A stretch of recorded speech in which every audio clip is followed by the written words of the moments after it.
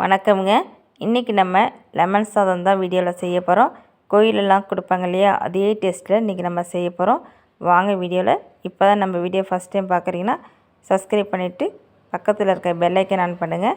இன்றைக்கி நான் medium size 3 lemon எடுத்திருக்கேன். இந்த 3 லெமன் வச்சு தான் நம்ம இன்றைக்கி ஜூஸ் பிழிய போகிறோம். ஃபஸ்ட் நம்ம கட் பண்ணி ஜூஸ் பிழிஞ்சு எடுத்து வச்சிடலாம். இப்போ நான் லெமன் ஜூஸ் எடுத்து வச்சுருக்கேன் பாருங்கள். இப்போ நம்ம சாதம் வடித்து நல்லா ஆற வச்சு வச்சுக்கலாம். இந்த மாதிரி உதிரி உதிரியாக சாதம் ஃபஸ்ட்டு நல்லா ஆற வச்சு வச்சிங்க.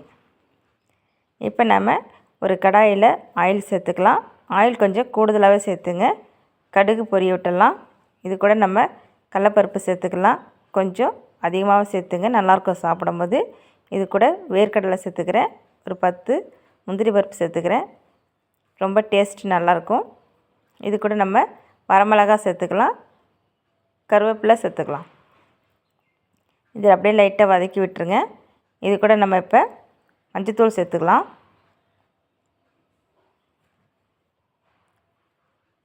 இது லைட்டாக அப்படியே வதக்கி விட்டுருங்க.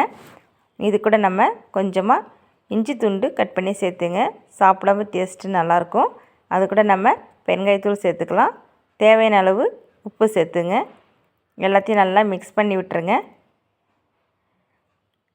இப்போ இது கூட நம்ம லெமன் ஜூஸ் ஆட் பண்ணிக்க போகிறோம்.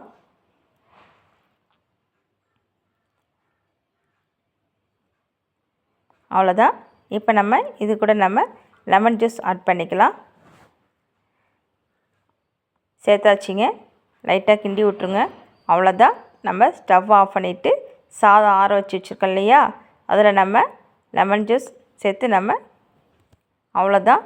இப்போ நம்ம எல்லாத்தையும் நம்ம சாதத்தில் கொட்டி எல்லாத்தையும் நல்லா மிக்ஸ் பண்ணி விட்டுருங்க.